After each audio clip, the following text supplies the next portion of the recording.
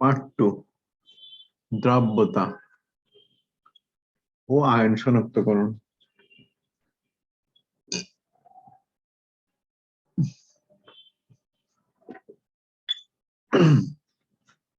এখান থেকে এক সেট সিকিউ আসে।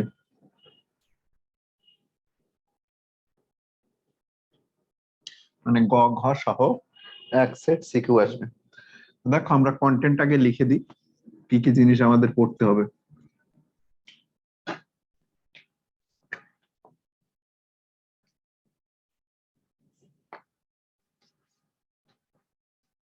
কলমগুলো শেষ।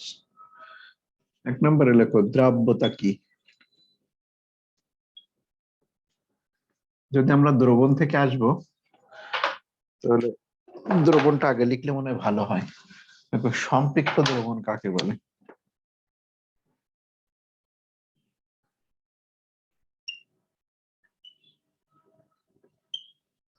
দুই নম্বরে লেখো দ্রব্যতা কি।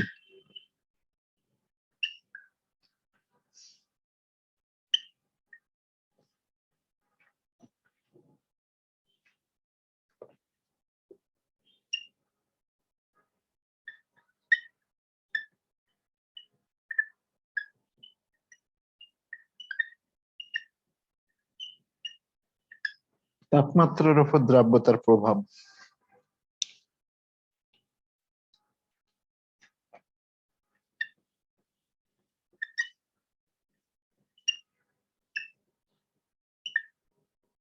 দ্রব্যতার ম্যাথ 3টে এককে হয়,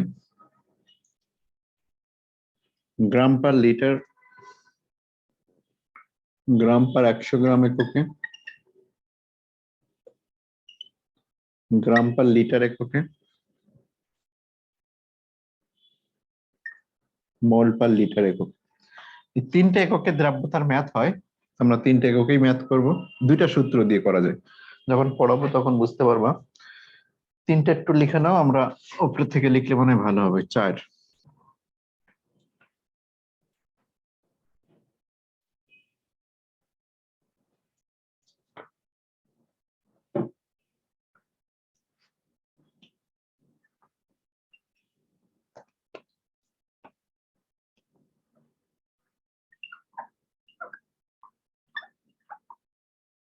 দ্রব্যতা গুণফল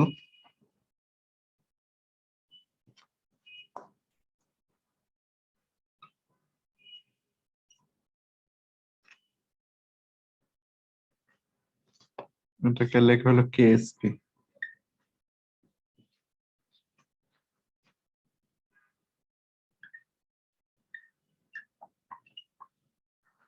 দ্রব্যতা গুণাঙ্ক দেখা যাচ্ছে না।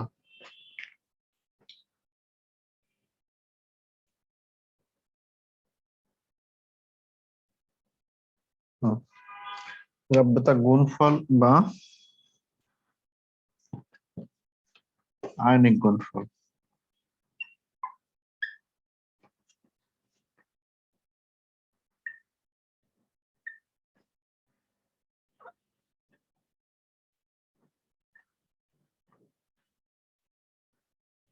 কেআইপি কি জিনিস, বেসিক কনসেপ্ট আমাদের জানতে হবে।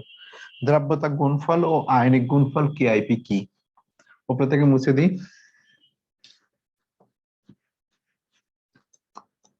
এটা যদি 4 নাম্বার হয়, আচ্ছা এদের মধ্যে সম্পর্ক এই 4-এর মধ্যেই লেখো। এদের মধ্যে সম্পর্ক।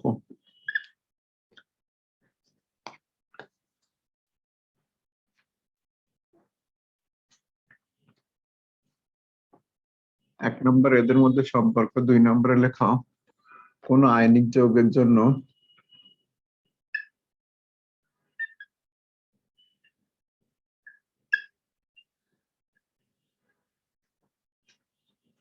KSP KIP.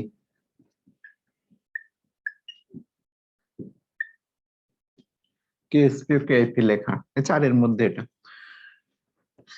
এরপরে 5 নম্বরে যাও। 5 নম্বরে হলো ম্যাথ। কতগুলো টাইপে আমরা করব। টাইপ 1 দ্রাব্যতা দেয়া থাকবে, এখানে লিখি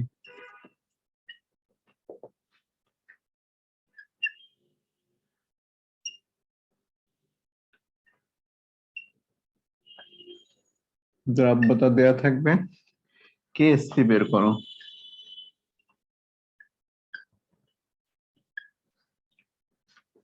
টাইপ 2 কেএসপি দেয়া থাকবে, দ্রাব্যতা বের করো।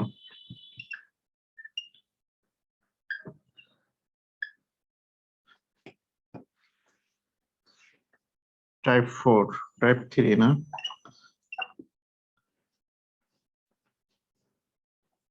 দুটি দ্রবণ মিশালে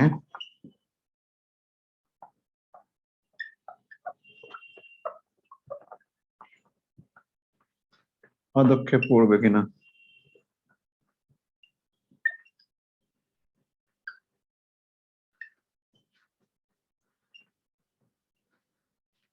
দেখছো, এটা লেখো যে এইচএসসি পরীক্ষাতে আসবে, বা তোমাদের কলেজে যখন যেখানে পরীক্ষা দাও এই কোশ্চেনটা করবে, পরীক্ষাতে আসবে। এইচএসসি পরীক্ষায় কোন টাইপটা বা এই কোশ্চেনটা তোমার ঘ দাগে কনফার্ম দিবে।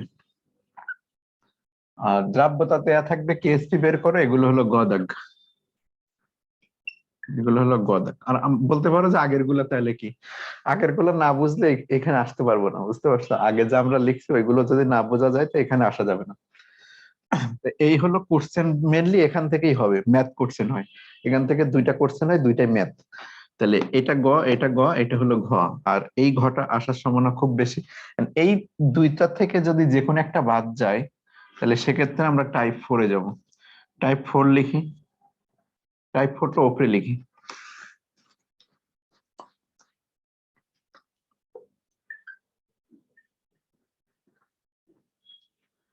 টাইপ 4 হলো দ্রবণ ঠান্ডা করলে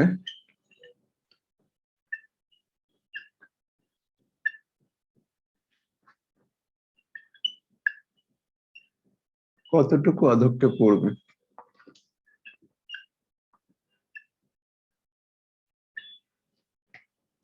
ধরে না,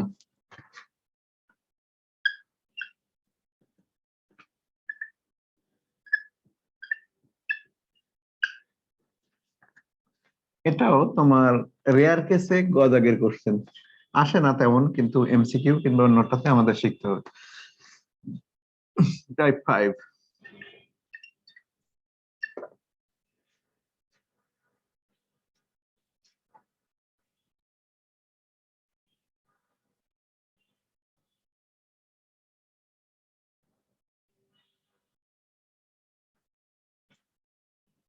সময়ন।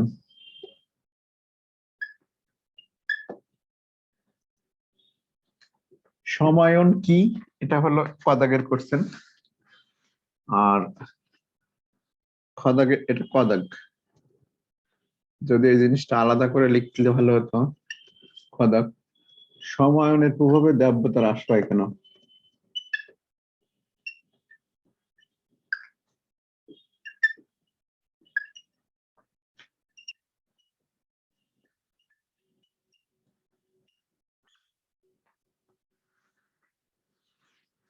আর এর একটা ম্যাথ আছে, সময়নের ম্যাথ।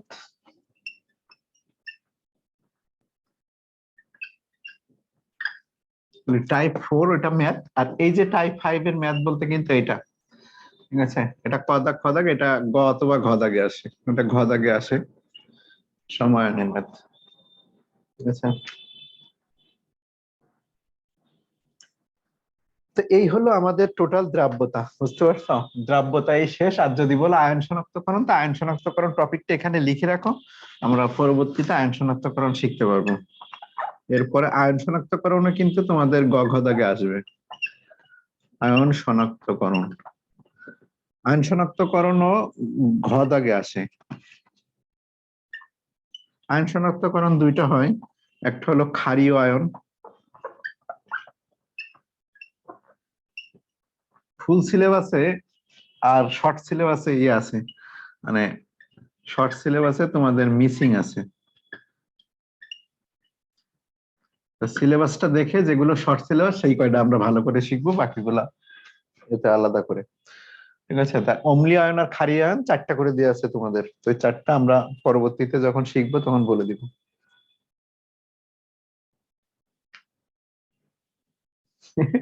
এই মৌরি শুধু খাতা হারাই ফেলে, বুঝছো? ওর খাতা রিক্সা থেকে চুরি করে নিয়ে যায়, ও খাতা খুঁজে পায় না।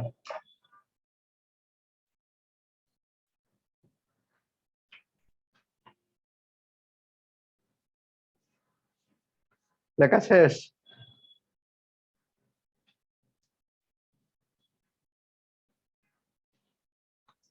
লেখা শেষ করছো?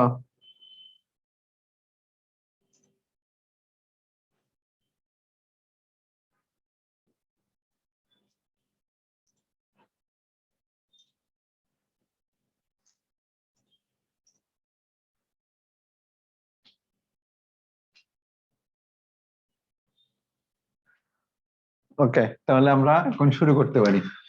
তাহলে এখান থেকে এক সেট কোশ্চেন আসবে, যদি বলে এক সেট কোশ্চেন কোথা থেকে আসবে, তাহলে সবগুলো ম্যাথে কোশ্চেন থেকে আসবে। ঠিক আছে, এই যে টাইপ 1 2 3 4, টাইপ 1 2 3 এই দুগুলো থেকেই ম্যাথ আসে। আর রেয়ার কেসে এই যে 4 আর এই যে এটা, খুব রেয়ার কেসে এই দুইটা আসতে পারে। এই দুটো অতটা দেয় না, কারণ এটা হলে একটু বড় ম্যাথ। যদি বলো সবচেয়ে বড় ম্যাথ কোনটা, তাহলে এই সময়ায়নের ম্যাথটা একটু বড়। বাকি সবগুলো খুবই ছোট ছোট ম্যাথ হয়, খুব সহজে করা যায়, এটা তেমন একটা দেয় না। বাকি টাইপ 1 2 3 ম্যাথ তোমাদের সিকিউ কোশ্চেনের গ ঘ দাগে আসে। তা আমরা এখন শুরু করতে পারি। আর এই আয়ন শনাক্তকরণ দেখো, এই আয়ন শনাক্তকরণে কিন্তু একটা যদি ম্যাথ দেয় আর একটা আয়ন শনাক্তকরণও দিতে পারে, আয়ন শনাক্তকরণও কিন্তু আসবে। তাড়াতাড়ি ছুটি দিব কেন, কি হয়েছে?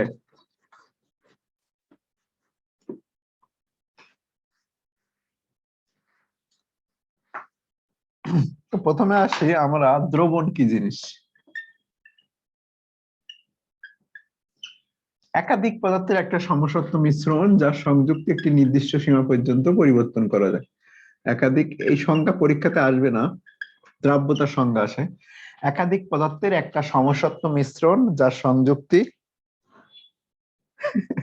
এই শীতের মধ্যে দাওয়াত, একাধিক পদার্থের একটা সমসত্ব মিশ্রণ যার সংযুক্তি একটা নির্দিষ্ট সীমা পর্যন্ত পরিবর্তন করা যায়। এই কথা দিয়ে আসলে আমি কি বুঝাইতে যাচ্ছি খেয়াল করো। একটা গ্লাস আছে, এই গ্লাসের মধ্যে তুমি একটা নির্দিষ্ট পরিমাণ পানি আছে, তাহলে এর মধ্যে তুমি NaCl দ্রবীভূত করতেছো, NaCl দিচ্ছ এর মধ্যে। তাহলে প্রথমে দেখা গেল তুমি যখন 5 গ্রাম NaCl দিছো দ্রবীভূত হয়েছে, 10 গ্রাম NaCl দিছো দ্রবীভূত হয়েছে, আরো 5 গ্রাম দিছো, মানে টোটাল 15 গ্রাম দিছো, 15 গ্রাম NaCl এর মধ্যে টোটাল দ্রবীভূত হয়েছে। প্রথমে কি কাজ করছো, 5 গ্রাম দিছো দ্রবীভূত হয়েছে, আরো 5 গ্রাম দিছো দ্রবীভূত হয়েছে এই যে পানির মধ্যে, আরো 5 গ্রাম দিছো সেটাও দ্রবীভূত হয়েছে, টোটাল 15 গ্রাম দ্রবীভূত হয়। তারপরে 15 গ্রামের পরে যদি আর 1 গ্রাম যোগ করো, সেই 1 গ্রাম সাথে সাথে নিচে তলানি পড়ে। তার মানে কি, এই গ্লাসে সর্বোচ্চ 15 গ্রাম পর্যন্ত দ্রবীভূত করা যাচ্ছে লবণ। তাহলে একাধিক পদার্থ বলতে একটা হলো পানি আর একটা লবণ, তাহলে এই দুইটা জিনিসের মধ্যে দেখা যাচ্ছে যে এর সংযুক্তি 15 পর্যন্ত চেঞ্জ করা যাচ্ছে, তারপরে আর চেঞ্জ করা যাচ্ছে না। তাহলে এক দ্রবণ কখন, যে একাধিক পদার্থের একটা সমসত্ব মিশ্রণ হবে যার সংযুক্তি আপ টু একটা লিমিট পর্যন্ত আমরা চেঞ্জ করতে পারবো, সেইটাকে বলা হচ্ছে দ্রবণ। তাহলে একাধিক পদার্থের একটা সমসত্ব মিশ্রণ যার সংযুক্তি একটা নির্দিষ্ট সীমা পর্যন্ত চেঞ্জ করা যায় বা পরিবর্তন করা যায়, তাকে বলা হচ্ছে দ্রবণ। এবার যদি আমি বলি সম্পৃক্ত দ্রবণ কি জিনিস, এটা আমাদের পদাগে আসে। সম্পৃক্ত দ্রবণ কি, তাহলে এই যে 15 গ্রাম যখন আমি দ্রবীভূত করি, তখন দেখো আর এক্সট্রা দ্রবীভূত করা যায় না। তাহলে কোন নির্দিষ্ট পরিমাণ দ্রাবকে যদি সর্বোচ্চ পরিমাণ দ্রব্য দ্রবীভূত থাকে, তাহলে কি লিখতে পারি, স্থির তাপমাত্রায়, অবশ্যই তাপমাত্রা স্থির করে দিতে পারো, কোন নির্দিষ্ট পরিমাণ দ্রাবকে, কোন নির্দিষ্ট পরিমাণ দ্রাবকে যদি সর্বোচ্চ পরিমাণ দ্রব্য দ্রবীভূত থাকে, সর্বোচ্চ পরিমাণ দ্রব্য দ্রবীভূত থাকে। কোন নির্দিষ্ট পরিমাণ দ্রাবকে যদি সর্বোচ্চ পরিমাণ দ্রব্য দ্রবীভূত থাকে তখন ওই দ্রবণকে বলি আমরা সম্পৃক্ত দ্রবণ। এখন এই জায়গাটায় নির্দিষ্ট তাপমাত্রা অবশ্যই হতে হবে, কারণ তাপমাত্রা যদি বাড়ায় দাও তাহলে দ্রাব্যতা আরো বাড়ে যায়। কিভাবে দেখো, তুমি 15 গ্রাম লবণ দ্রবীভূত করছিলা, কত তাপমাত্রা আছে? আজকের তাপমাত্রা ধরো 20 ডিগ্রি সেলসিয়াস, তাহলে আজকের তাপমাত্রায় 20 ডিগ্রি সেলসিয়াস তাপমাত্রায় 1 গ্লাস পানিতে তুমি সর্বোচ্চ 15 গ্রাম লবণ এভাবে দ্রবীভূত করছো, দ্রবীভূত হয়েছে। এখন এই 15 গ্রামের পরে যেই 1 গ্রাম দিচ্ছ তলানি পড়ে, 2 গ্রাম দিচ্ছ তলানি পড়ে, তো ধরে নিচ্ছি যে তুমি আরো 3 গ্রাম লবণ ওর মধ্যে দিচ্ছ, তো এই 3 গ্রাম এখানে তলানি পড়ে আছে। তা আমি দেখে খুব রাগ করছি যে 3 গ্রামও তোমার দ্রবীভূত করে নিয়ে আসতে হবে। তখন তুমি কি কাজ করতে পারো, চুলায় নিয়ে যে এই 20 ডিগ্রি সেলসিয়াস আজকের তাপমাত্রা যেটা, এই তাপমাত্রা থেকে ওইটা যদি তাপ বাড়ায় দাও, তো এইটাকে তাপমাত্রা বাড়ায় তুমি যদি 30 ডিগ্রি সেলসিয়াসে উঠায় দাও, তখন দেখা যাবে যে এই 3 গ্রামও পানিতে দ্রবীভূত হয়ে গেছে। তাহলে তাপমাত্রা চেঞ্জ করলে দেখা যাচ্ছে যে দ্রাব্যতাও আগের থেকে আরো বেড়ে যাচ্ছে, দ্রাব্যতা আগের থেকে বেড়ে যাচ্ছে। তাহলে এই 30 ডিগ্রি সেলসিয়াস তাপমাত্রায় যখন উঠাইছো তখন কতটুকু দ্রবীভূত হয়? এর মধ্যে 18 গ্রাম দ্রবীভূত হয়। যখন 30 ডিগ্রি সেলসিয়াস তাপমাত্রা উঠাই দেওয়া হচ্ছে তখন দেখা যাচ্ছে 15 গ্রাম, আর বাকি যে 3 গ্রাম ছিল ওই 3 গ্রাম ওর মধ্যে দ্রবীভূত হয়। আমি যদি ওই 30 ডিগ্রি সেলসিয়াস থেকে ওইটাকে ঠান্ডা করে আবার 20 ডিগ্রি সেলসিয়াসে নিয়ে আসি বা রেখে দিই, দ্রবণটা রেখে দিলে অবশ্যই ঠান্ডা হয়ে যাবে, তখন ওই 3 গ্রাম যেটুকু তুমি জোর করে তাপমাত্রা বাড়াই দিয়ে দ্রবীভূত করছিলা ওইটুকু আবার অধঃক্ষেপ পড়বে। তাহলে বোঝানো হচ্ছে কি, যে তাপমাত্রা বাড়াই দিয়ে যদি আমি দ্রাব্যতাকে বাড়াই দিই, আবার ঠান্ডা হলে এক্সট্রা যতটুকু দ্রবীভূত হয়েছে ওইটুকুই আবার কি পড়বে? তলানি পড়বে। এটা হলো কমন সেন্সের জিনিস। যেটা জরুরি, যেটা তুমি জোর করে দ্রবীভূত করছো সেটা অবশ্যই আবার কি হবে? তলানি পড়বে। তাহলে সর্বোচ্চ যতটুকু দ্রবীভূত হয় তার থেকে যদি বেশি পরিমাণ আমরা দ্রবীভূত করি তখন দেখা যাবে কি, যেটুকু দ্রবীভূত হওয়ার কথা ছিল তার থেকে যতটুকু এক্সট্রা দ্রবীভূত বেশি করা হয়েছে সেইটুকু আবার কি হবে? অধঃক্ষেপ পড়বে। তাহলে 3 ধরনের দ্রবণ সম্পর্কে আমরা এখান থেকে ধারণা পাই। প্রথম কথা হলো যে সর্বোচ্চ পরিমাণ দ্রবীভূত করা যায় সেটা হলো কত? 15 গ্রাম NaCl। ঠিক আছে, যখন 15 গ্রাম দ্রবীভূত থাকে তখন ওই দ্রবণটার একটা নাম দিই আমরা, যেটাকে বলে কি, যখন সর্বোচ্চ পরিমাণ দ্রবীভূত থাকে তখন সেই অবস্থাকে আমরা বলি কি? সম্পৃক্ত দ্রবণ। সে অবস্থাকে আমরা বলি কি? সম্পৃক্ত দ্রবণ। সেটা কত ছিল? 15 গ্রাম, এটার জন্য সাপোজ এটা। তাহলে 15 গ্রাম যদি সর্বোচ্চ দ্রবীভূত থাকে সেটাকে আমরা বলি সম্পৃক্ত দ্রবণ।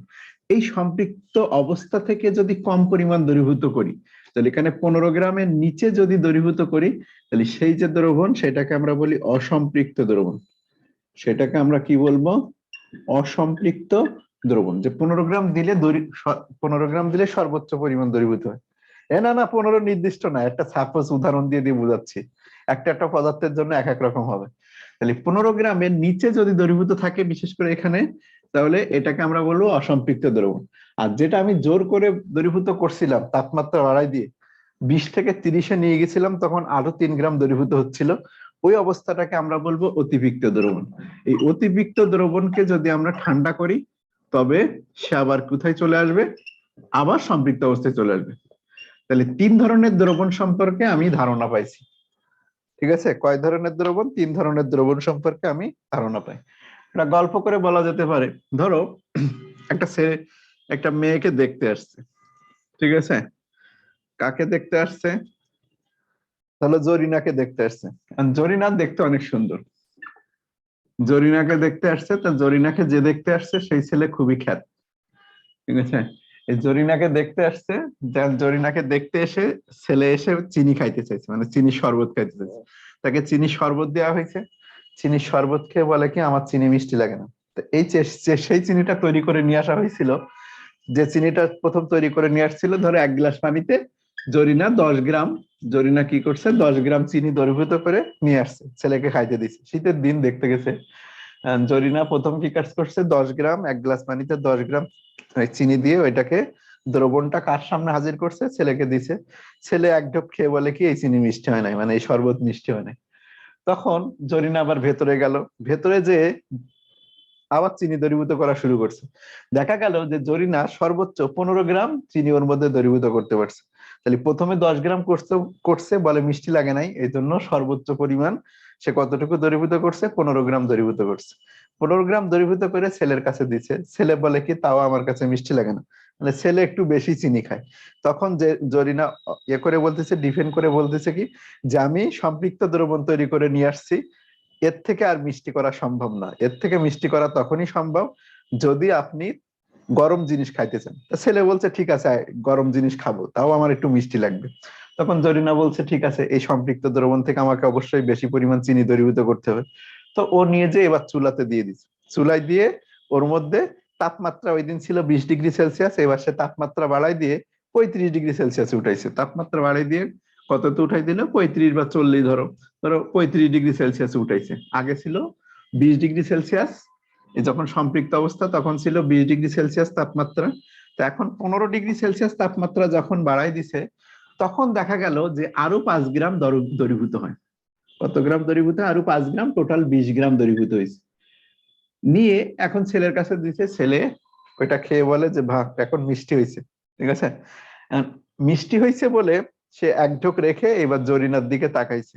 আগে কিন্তু চিনি শরবত খাওয়ার ইসে মানে ও আর জরিনার দিকে খেয়াল করে নাই যে জরিনা কত সুন্দর নাকি, সেই জরিনার দিকে ওর খেয়াল করার এ ছিল না, সম্পূর্ণ কনসেন্ট্রেশন ছিল চিনির দিকে। যখন চিনি শরবত খাইছে, চিনি শরবত খেয়ে অতিরিক্ত যখন 20 গ্রামের দ্রবণ খাইছে, এক ঢোক খেয়ে বলছে কি যে না এখন মিষ্টি হয়েছে। এখন মিষ্টি হওয়ার পরে জরিনার দিকে তাকায়, দেখে জরিনা অনেক সুন্দর। ঠিক আছে, জরিনা অনেক সুন্দর বলে হা করে জরিনার দিকে তাকায় আছে। যদি হা করে তাকায় থাকে কিছুক্ষণ, কিছুক্ষণ তাকাই ছিল বলে ওর যে যে শরবতটা দেওয়া হয়েছে ওই শরবতটা আবার ঠান্ডা হওয়া শুরু হয়েছে।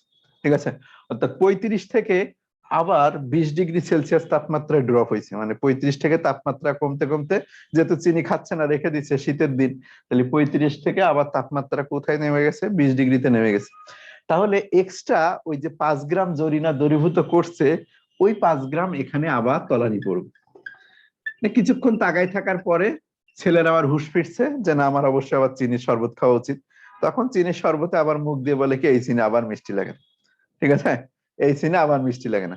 তার মানে ওই চিনির দ্রবণ আবার কোথায় চলে আসছে, সম্পৃক্ত অবস্থায় চলে গেছে। তাহলে সম্পৃক্ত অবস্থা থেকে যখন আমরা অতিরিক্ত অবস্থায় নিই তখন তাপমাত্রা বাড়াই দিয়ে নিয়ে যাই। আর ওইটাকে যদি আমরা আবার কি করি, রেখে দিই, তাহলে ও আবার ঠান্ডা হয়ে যাবে। ঠান্ডা হলে যতটুকু এক্সট্রা আমি দ্রবীভূত করছিলাম ততটুকু আবার তলানি হিসেবে নিচে পড়ে থাকবে। এখন জিনিসটা ক্লিয়ার, বুঝতে পারছো কিনা?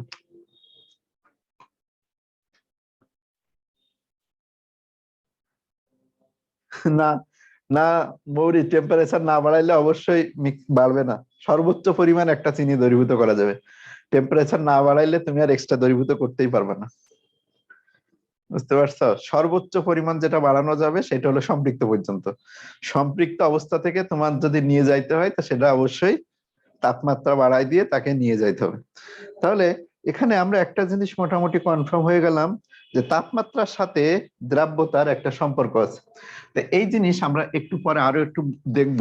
প্রথমে আমরা এই সম্পৃক্ত দ্রবণ থেকে যেটা ছিল যে কোনো নির্দিষ্ট পরিমাণ দ্রাবকে যদি সর্বোচ্চ পরিমাণ দ্রব্য দ্রবীভূত থাকে তখন সেটাকে আমরা বলি কি, সম্পৃক্ত দ্রবণ। তো এই সম্পৃক্ত দ্রবণ থেকে আমি দ্রাব্যতার সংজ্ঞা দিব।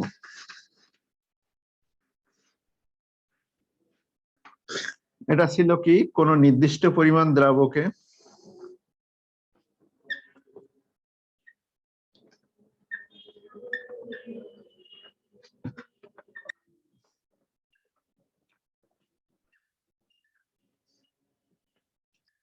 কোন নির্দিষ্ট পরিমাণ দ্রাবকে যদি সর্বোচ্চ পরিমাণ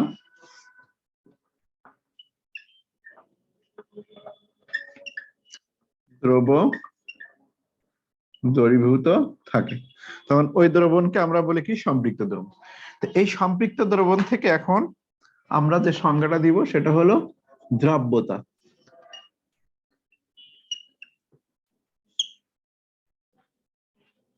সম্পৃক্ত দ্রবণ থেকে আমরা যে সংজ্ঞা দিব সেটা হলো দ্রাব্যতা। পানি ছাড়া অন্য কিছু নিলে হবে, কিন্তু পানি ছাড়া তুমি যদি মেয়েকে, ওই ছেলেকে শরবত খাইতে দেবো, কে আর খাবে? তুমি অ্যালকোহলের মধ্যে যদি বলো যে অ্যালকোহলের মধ্যে চিনি দ্রবীভূত করে দিব, মদের মধ্যে চিনি দ্রবীভূত করে দিব, তাহলে ছেলে তো মেয়ে বলবে না এই ফ্যামিলিতে মেয়েই বিয়ে করা যাবে না। এরা কত বড় এ জিনিস যে অ্যালকোহলের মধ্যে না দুধের মধ্যে তো অবশ্যই পানি আছে। ঠিক আছে, অবশ্যই হবে, দুধের মধ্যে তো পানি। তো দ্রাব্যতা দেখো, দ্রাব্যতা হলো কোন নির্দিষ্ট পরিমাণ দ্রাবকে, এখানে দেখো এখানে আমরা নির্দিষ্ট পরিমাণ দ্রাবক, দ্রাবকটাকে কি করছি আমরা নির্দিষ্ট বলছি। আর এই জায়গাটা একটা পরিমাণ বলবো, যদি আমি এভাবে বলি যে 100 গ্রাম দ্রাবককে সম্পৃক্ত করতে যতটুকু দ্রব্য লাগে, একাধিক সংজ্ঞা দিব দ্রাব্যতার। 100 গ্রাম দ্রাবককে সম্পৃক্ত করতে যতটুকু দ্রব্য লাগে, যতটুকু দ্রব্য লাগে তাকে ওই পদার্থের দ্রাব্যতা বলে, তাকে ওই পদার্থের দ্রাব্যতা বলে। একটা সংজ্ঞা আমি এবার বললাম যে 1 লিটার,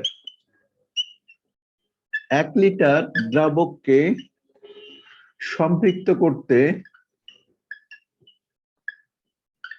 যতটুকু দ্রব্য লাগে,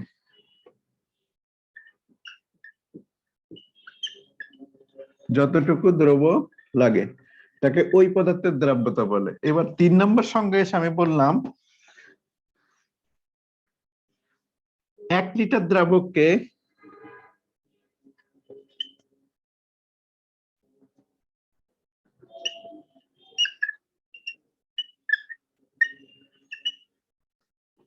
বেসিক্যালি দ্রবণ, 1 লিটার দ্রবণকে সম্পৃক্ত করতে যতটুকু দ্রব্য লাগে।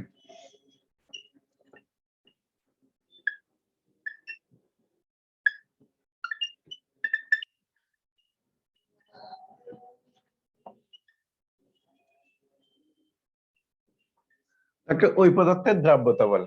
তো দেখো দ্রাব্যতার সংজ্ঞা আমরা এখান থেকে 3টা দিয়ে দিচ্ছি। তো প্রথমে যেটা দেওয়া হয়েছে 100 গ্রাম দ্রাবককে সম্পৃক্ত করতে যতটুকু দ্রব্য লাগে। এখন ধরে নাও যে 1 গ্লাস পানি আছে, এই 1 গ্লাস পানিতে 100 গ্রাম পানি আছে, এর মধ্যে কতটুকু পানি আছে 100 গ্রাম। তাহলে 100 গ্রাম পানিকে সম্পৃক্ত করতে তোমার এখন চিনি লাগছে ধরো 10 গ্রাম, বা চিনি লাগছে হলো 12 গ্রাম। 100 গ্রাম পানিকে সম্পৃক্ত করতে কতটুকু চিনি লাগছে 12 গ্রাম। তাহলে এই 100 গ্রাম সম্পৃক্ত করতে যদি 12 গ্রাম লাগে, তখন আমরা বলতে পারবো যে ওখানে চিনির দ্রাব্যতা হলো, সবগুলো দ্রাব্যতার সংজ্ঞা।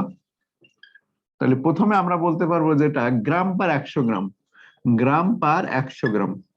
তাহলে গ্রাম পার 100 গ্রাম একটা দ্রাব্যতার একক, যেটা হলো কি যে 100 গ্রাম দ্রাব্যকে সম্পৃক্ত করতে কতটুকু লাগছে 12 গ্রাম। তাহলে এটাকে বলা হচ্ছে 12 গ্রাম পার 100 গ্রাম, মানে 12 গ্রাম যদি দেই আমরা তাহলে ওই দ্রবণটা সম্পৃক্ত হয়, একটা একক। আর একটা একক বলা হচ্ছে 2 নম্বরে, সেটা হলো কি 1 লিটার দ্রাবককে সম্পৃক্ত করতে যতটুকু দ্রব্য লাগে, তাহলে এটা হলো গ্রাম পার লিটার এককে। তাহলে 1 লিটার দ্রাবককে সম্পৃক্ত করতে যদি যত গ্রাম লাগে সেটাকে বলবো ওই পদার্থের দ্রাব্যতা, সেটা হলো গ্রাম পার লিটার এককে। এবার যদি বলি 1 লিটার দ্রবণকে সম্পৃক্ত করতে যতটুকু দ্রব্য লাগে, যতটুকু মোল লাগে, সরি যত, যত মোল, যত মোল দ্রব্য লাগে, যত মোল দ্রব্য লাগে লেখো।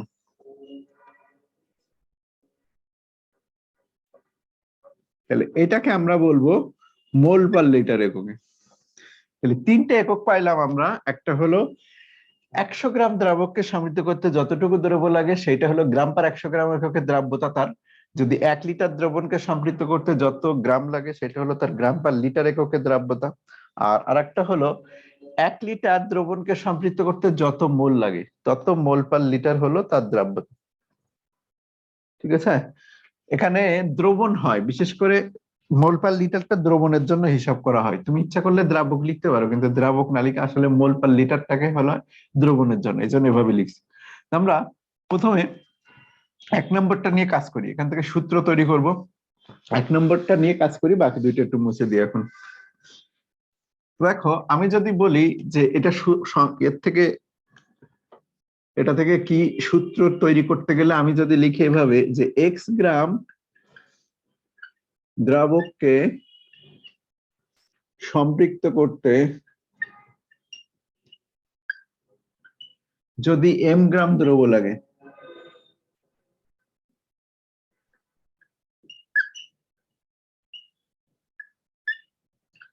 এক্স গ্রাম দ্রাবককে সম্পৃক্ত করতে যদি এম গ্রাম দ্রব লাগে, তাহলে 1 গ্রাম দ্রাবককে সম্পৃক্ত করতে কতটুকু লাগবে? m/x গ্রাম দ্রব। আর 100 গ্রাম দ্রাবককে সম্পৃক্ত করতে কতটুকু লাগবে? m × 100, নিচে হলো x। এটা দেখো একটা সূত্র হয়ে গেছে, এই যে 100 গ্রাম দ্রাবককে সম্পৃক্ত করতে যতটুকু দ্রব লাগে তাকে ওই পদার্থের দ্রাব্যতা বলে। তাহলে এটাকেই আমরা বলতে পারি যে ওইটার দ্রাব্যতা। তাহলে দ্রাব্যতার একটা সূত্র আমরা পেয়ে গেছি। দ্রাব্যতা, এটা যদি এস আকারে লিখি তো এস সমান 100 m আর নিচে হলো x। তাহলে দ্রাব্যতার একটা সূত্র আমরা তৈরি করে ফেললাম যে 100 m/x, যেখানে এই এক্সটা হলো দ্রাবক, যেখানে এমটা হলো আমাদের দ্রব আর এক্সটা হলো আমাদের দ্রাবক। ঠিক আছে, এমটা হলো আমাদের দ্রব আর এক্সটা হলো আমাদের দ্রাবক।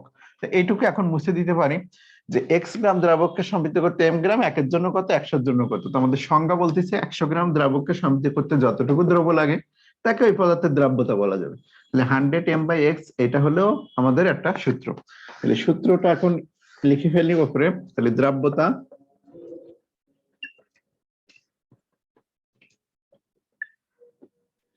S = 100 m, নিচে হলো x। এখন খেয়াল করো, এই এক্সটা যদি হয় ছোট এমটা যদি হয় আমাদের দ্রব, আর একটা টার্ম আমরা নিয়ে আসলাম বড় এম, সেটা হলো দ্রবণ। দ্রবণ এম থেকে যদি দ্রব বাদ দিয়ে দিই, চিনি শরবত থেকে যদি আমি চিনি বাদ দিয়ে দিই, তাহলে আমাদের কাছে যেটা থাকে সেটা হলো এক্স। খেয়াল করো, চিনি শরবত থেকে যদি আমরা চিনিকে বাদ দিয়ে দিই, তাহলে দ্রাবক এক্স সমান কি লিখতে পারি আমরা?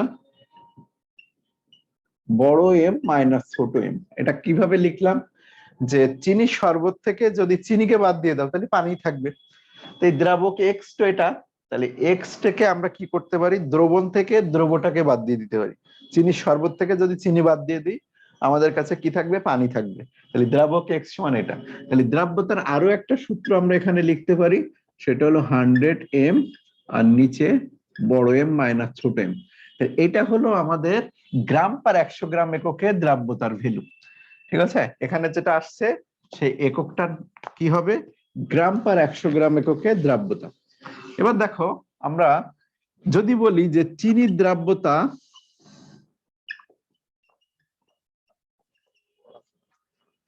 চিনির দ্রাব্যতা 20 গ্রাম/100 গ্রাম বলতে কি বুঝো?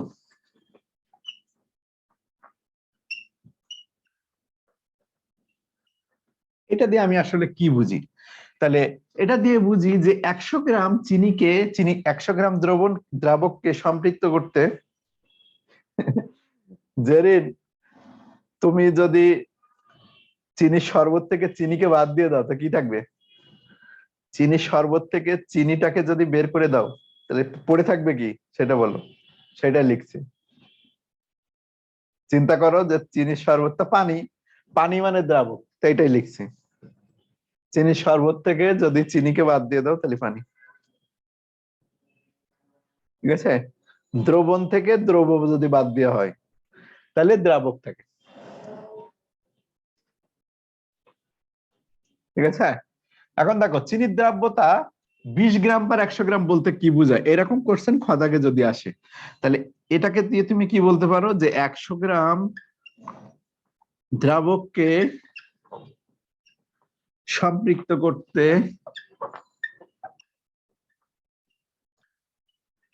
20 গ্রাম চিনি লাগবে। এভাবে বলতে পারো, অথবা ঘুরাই বলতে পারো যে 100 গ্রাম দ্রাবকে সর্বোচ্চ 20 গ্রাম চিনি দ্রবীভূত করা যাবে। 100 গ্রাম দ্রাবকে সর্বোচ্চ 20 গ্রাম চিনি দ্রবীভূত করা যাবে। চিনি দ্রবীভূত করা যাবে। তাহলে চিনির দ্রাব্যতা 20 গ্রাম/100 গ্রাম বলতে যদি বলা হয় কি, তাহলে এইভাবে লিখতে পারি যে 100 গ্রাম দ্রাবককে সম্পৃক্ত করতে 20 গ্রাম চিনি লাগবে, এটা যে কথা। দ্বিতীয় লাইনটাও একই, যে কোনো একটা লাইন লিখলেই হবে। 100 গ্রাম দ্রাবকে সর্বোচ্চ 20 গ্রাম চিনি দ্রবীভূত করা যাবে, দুইটাই হলো একই লাইন। এখন দেখো এই গ্রাম পার 100 গ্রাম আসলে কোনো একক না, উপরে গ্রাম আর নিচে 100 গ্রাম, এটা দিয়ে আসলে বোঝানো হচ্ছে যে এই এককের সংজ্ঞাটা দেওয়া হচ্ছে। তাহলে যদি এখানে গ্রাম পার 100 গ্রাম না থেকে শুধু লেখা থাকে চিনির দ্রাব্যতা 20, তবুও আমরা ধরে নিব এটা হলো গ্রাম পার 100 গ্রাম। তাহলে গ্রাম পার 100 গ্রাম এককটা উজ্জ্ব রাখা যায়। গ্রাম পার 100 গ্রাম যদি এটাকে কি রাখতে পারি, উজ্জ্ব রাখতে পারি। তাহলে কোন দ্রাব্যতার পেছনে যদি কিছু না লেখা থাকে তা বাই ডিফল্ট ওইটা আমরা ধরে নিব গ্রাম পার 100 গ্রাম। অন্য এককটা এরকম না, গ্রাম পার লিটার এরকম না, মোল পার লিটার এরকম না, শুধুমাত্র গ্রাম পার 100 গ্রাম এককটা কি লেখা যায়, উজ্জ্ব রাখা যায়। অর্থাৎ এখানে যদি কিছু না থাকে সেটাকে আমরা কি ধরে নিব, গ্রাম পার 100 গ্রাম ধরবো। যদি লেখা থাকতো চিনির দ্রাব্যতা এরকম 20, চিনির দ্রাব্যতা এরকম যদি লেখা থাকতো, এটা দেয়া নাই 20, তাও আমরা এটা ধরে নিতে পারতাম যে 100 গ্রাম দ্রাবককে সম্পৃক্ত করতে 20 গ্রাম চিনি লাগবে। এখন যদি বলি লবণের দ্রাব্যতা 36, এখানে কিছু লেখা নাই, কিছু না লেখা থাকলেও বাই ডিফল্ট ওইটা আমরা কোন একক ধরতে পারবো, গ্রাম পার 100 গ্রাম ধরতে পারবো। এটা হলো খদাগের কোশ্চেনে আসে যে লবণের দ্রাব্যতা 36 বলতে কি বুঝো, ঠিক আছে? গ্রাম 100 গ্রাম 1 গ্রাম না, গ্রাম পার 100 গ্রাম। দেখো তাহলে এটাকে আমরা বলতে পারবো যে 100 গ্রাম দ্রাবককে সম্পৃক্ত করতে 36 গ্রাম লবণ লাগবে।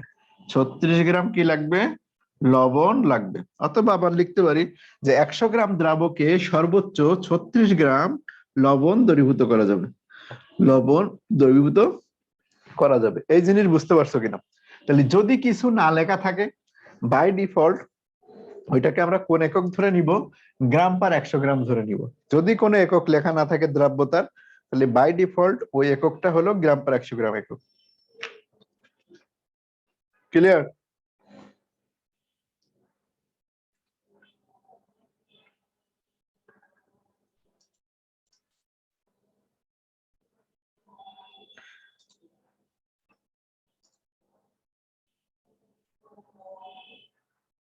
যদি কোনো একক না থাকে, ঠিক আছে, ওকে। তাহলে এখন আসো আমরা এটা থেকে ম্যাথ তৈরি করি। ম্যাথ, এই যে ম্যাথের সূত্র নিয়ে আসছি, এই সূত্র দিয়ে এখন আমরা ম্যাথ করব। তাহলে দ্রাব্যতার দুইটা সূত্র পাইছি আমরা, যে যদি দ্রাবক থাকে তাহলে এক্স বসাবো, আর যদি দ্রবণ থাকে, মানে যদি দ্রবণ থাকে এম, তাহলে এটাকে বসাবো। দুটাই কিন্তু দ্রাব্যতার সূত্র। আর এখানে মান বসালে যে একক আসবে সেটা হলো গ্রাম পার 100 গ্রাম। তাহলে প্রথম আমি একটা ম্যাথ তোমাদের এখানে দিলাম 1 নম্বরে, যে 75 গ্রাম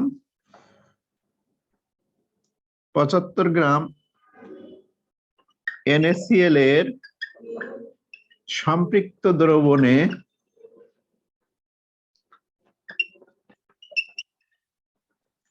20 গ্রাম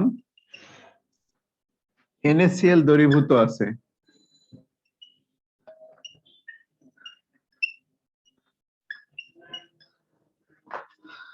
তাহলে ওই চিনির দ্রাব্যতা কত? তাহলে লবণের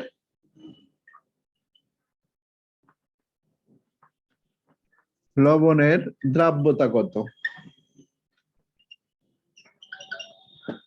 এটা আছে যে 75 গ্রাম NaCl এর সম্পৃক্ত দ্রবণে 20 গ্রাম যদি NaCl দ্রবীভূত থাকে, তাহলে ওই লবণের দ্রাব্যতা কত? তাহলে লবণের দ্রাব্যতা এখানে দেখো কি দেয়া আছে, দ্রাবক দেয়া আছে নাকি দ্রবণ দেয়া আছে? তাহলে 75 গ্রাম NaCl এর সম্পৃক্ত দ্রবণে, তা এই 75 গ্রামটা আমরা দেখতে পাচ্ছি হলো দ্রবণ। যদি দ্রবণ হয় তাহলে এখানে মান বসাবো, আর যদি দ্রাবক থাকতো তাহলে বলতাম কি এখানে বসাতাম। যেহেতু আমাদের দ্রবণ দেয়া আছে, তাহলে আমরা এই জায়গাটায় মান বসাই দিই। তাহলে এখানে মান বসাই দাও, এখানে 100, এই যে দেখো S100M। দ্রব্য কতটুকু আছে, 20 গ্রাম NaCl, তাহলে এটা হলো দ্রব্য, এম এর মান হলো 20, আর দ্রবণ কত আছে 75, তাহলে এই জায়গাটায় 75 বসবে, আর 20টা হলো আমাদের দ্রব্য। এটা তাহলে কত আসছে দেখো, সূত্র বসাই দাও, এখানে মানগুলো এখানে লেখো। এখানে দ্রব্য এম সমান হলো 20, আর দ্রবণ এম সমান হলো 75 গ্রাম, 36.66। তাহলে এটা আসছে 36.66। তাহলে তুমি কোনো একক নাও লিখতে পারো, আর যদি একক লিখতে চাও তাহলে এটাকে গ্রাম পার 100 গ্রাম লিখতে হবে। এটার পেছনে কোনো একক নাও লিখতে পারো, আর যদি লিখতে চাও তাহলে গ্রাম পার 100 গ্রাম লিখতে পারো। তাহলে কোনো একক লেখা যে কথা, আর না লেখাটাকেও গ্রাম পার 100 গ্রাম একক মিন করবে। তাহলে একটা ম্যাথ করলাম, আর একটা ম্যাথ করি এখান থেকে 2 নম্বরে। এবার বললাম যে 75 গ্রাম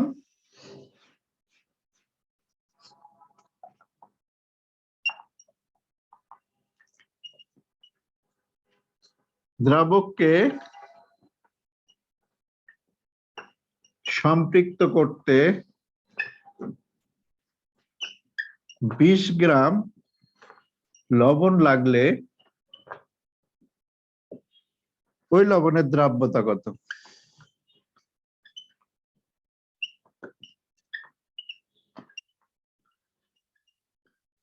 এবার খেয়াল করো, এখানে আছে দ্রাবক 75 গ্রাম দ্রাবক। তাহলে এখানে যেটা এখন দেয়া আছে সেটা হলো দ্রাবক। তাহলে যদি দ্রাবক বলা হয় তাহলে আমরা এই জায়গাটায় মান বসাবো, অর্থাৎ m মাইনাস m এর ভ্যালুটা এখানে দেয়া। 75 গ্রাম দ্রাবককে সম্পৃক্ত করতে 20 গ্রাম দ্রব্য লাগে। তাহলে এই জায়গাটায় মান বসাই দিই আমরা। এই জায়গাটা 100, m এর মান কত 20, আর এই এক্সটা হলো দ্রাবক, এক্সটা হলো দ্রাবক, তাহলে দ্রাবকের ভ্যালু হলো 75। তাহলে এখানে দ্রব্য m সমান হলো 20, দ্রাবক x ইকুয়াল টু 75 গ্রাম।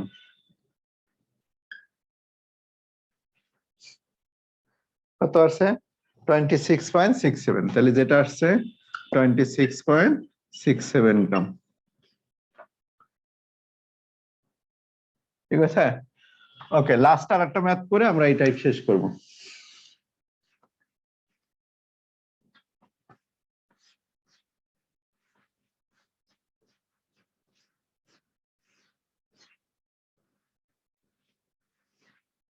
দেখো, 1 লিটার সমুদ্রের পানিকে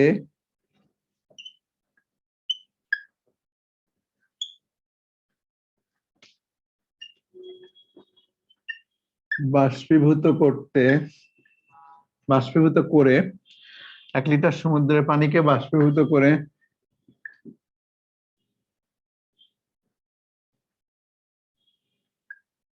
30 মিলিগ্রাম লবণ পাওয়া গেল।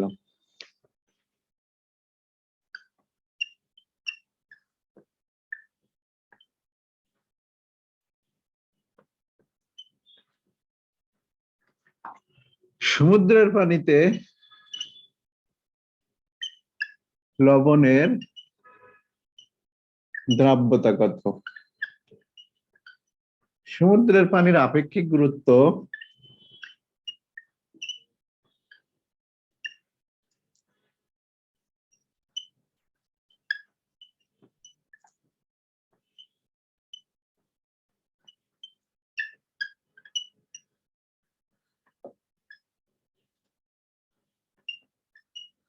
1.03।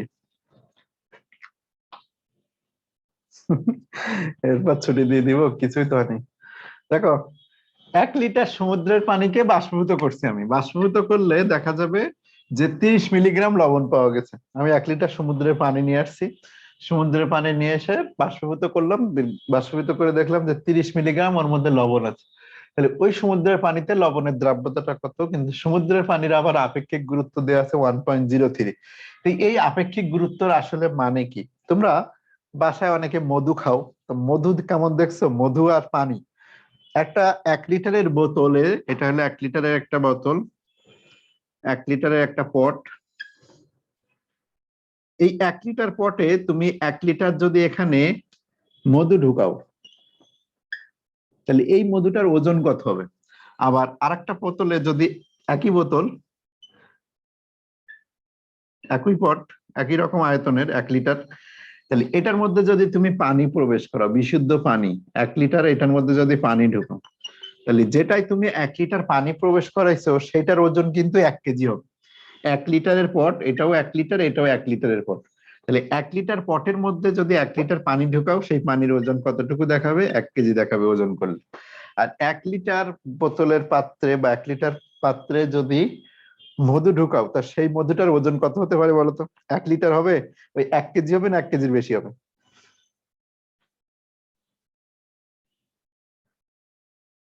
মধু এইটার মধুর ওজন কি 1 কেজি হবে না 1 কেজি থেকে বেশি হবে? মধু গাঢ় বেশি, ঠিক আছে? তাহলে মধু যদি গাঢ় বেশি হয় তাহলে অবশ্যই ওই মধুর ওজনটা কি হবে? বেশি হবে। মধুর ওজনটা ধরো 1030 গ্রাম আসছে, 1030 গ্রাম। তাহলে এই যে 1030 গ্রাম, এইটাকে আমরা আসলে প্রকাশ করতে পারি কি দিয়ে? যে মধুর আপেক্ষিক গুরুত্ব 1.3। আমরা যদি এখানে লিখে দিই যে এই মধুর আপেক্ষিক গুরুত্ব, মধুর আপেক্ষিক গুরুত্ব 1.03, তাহলে এইটা দিয়ে আসলে আমি প্রকাশ করতে পারি যে মধুটা পানির থেকে 1.03 গুণ ভারী। এই আপেক্ষিক গুরুত্ব দিয়ে আসলে কি বোঝানো হয়? যে সে পানির তুলনায় কত গুণ ভারী। তাহলে পানির থেকে সে 1.03 গুণ ভারী। তাহলে এই যে 1 লিটার মধু আছে, ওই মধুটার ওজন আমি এখন বের করে নিয়ে আসতে পারি। আমরা জানি এম ইকুয়াল টু হলো V rho. M equal to কি জানি? V rho. তাহলে ভি দেখো, ভিটা হলো 1 লিটার। তাহলে 1 লিটার তাকে যদি আমরা এমএল এ নিয়ে আসি, তাহলে সেটা হলো 1000 ml।